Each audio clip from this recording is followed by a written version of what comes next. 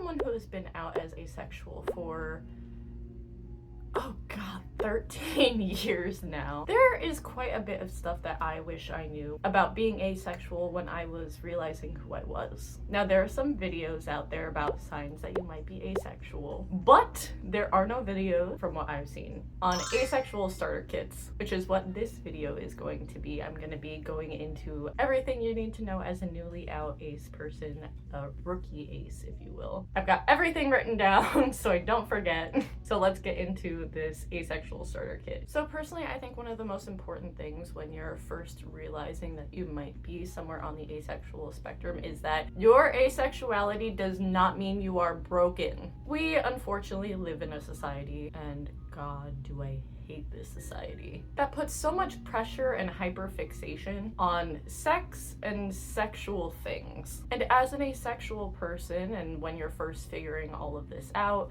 that can really make you feel, well, like shit. Like there's something wrong with you, like you're broken. I promise you, you are not broken and you do not need to be fixed. Not experiencing little to no sexual attraction doesn't mean that there's anything wrong with you. And I'm not gonna lie, when I was a teenager, I thought that way, that my asexuality somehow meant I was broken and that I would never be able to live up to someone's idea of what a partner should be. Yes, there are asexuals out there who do want partners, and I happen to be one of them, but it really broke me thinking about it. And at that point in my life, I came to the conclusion that I would just be alone forever, which is completely fine and valid. There are asexual people out there who are okay with that and do not want any sort of companionship or partnership, and that is valid.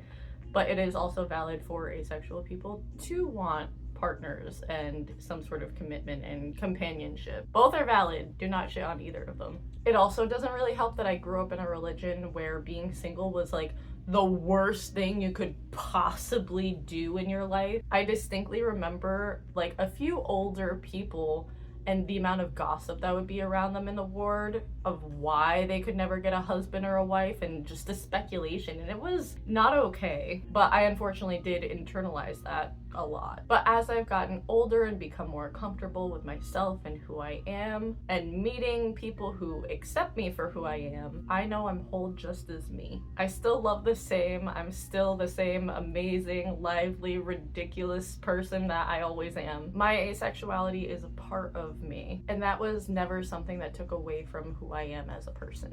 Focusing on connection is a really important thing to do for anyone, but especially someone who is on the asexual spectrum. One of the biggest things that I've started to see more and more talked about in the ace community is the loneliness problem we have as a community. Being asexual can really make you feel like you're on the outside looking in a lot of the time, especially when you see all your friends, family, people that you love starting to get into relationships and making them a big priority in their lives. And I think one of the things that has helped me a lot over the years is realizing that I shouldn't have to compete with someone's partner. Whenever I start to feel lonely or am craving connection with someone, I vocalize it and let them know, hey, I'd really love to hang out with you, spend time with you, have one-on-one time with you, or focusing on the other connections I do have in my life. I'm very lucky that I have friends and family who do reach out and make time for our friendships outside of relationships a lot of the time. There are times where I'll go a month or two without seeing someone and I'm like, wait, hey, like I want to see you, what's up? But normally my friends and my family are fairly good at that. My friends are really good about making me feel included in their lives, which again, I'm very, very grateful for. And even the ones who are in relationships are really good at not neglecting friendships outside of their relationships. Having friend dates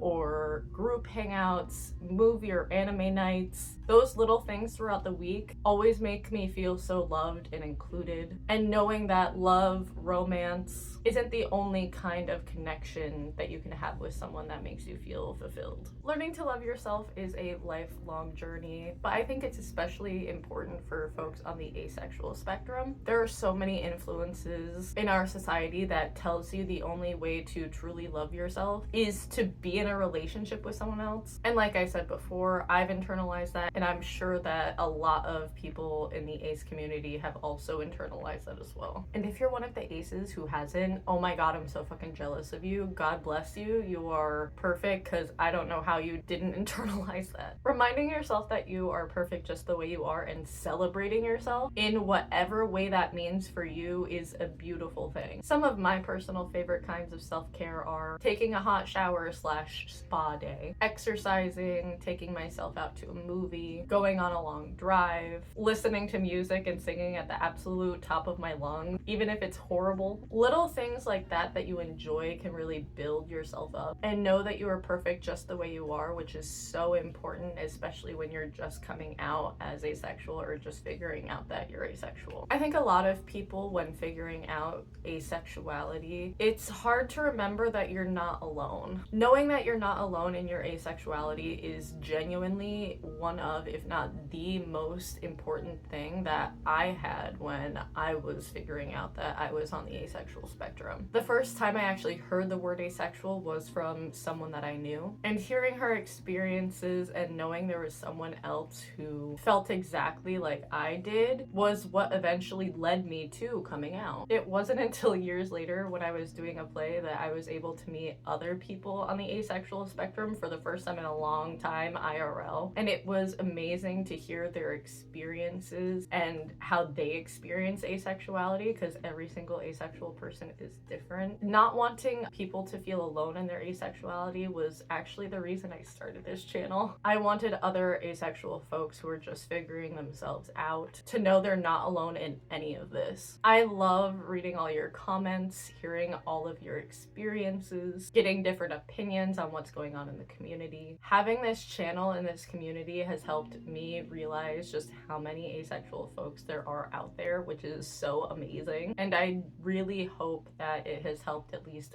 one other asexual person know they're not alone in their asexuality. Another really wonderful way to not feel alone is to hear other asexual voices. One of my personal favorite ways of doing this is reading books by asexual authors. Some of the ones I would personally recommend would be I Am Ace, Refusing Compulsory Sexuality, and Being Ace. And one that y'all should definitely look out for next year is written by a good friend of mine and Aro Ace content creator, Fluently Aspec.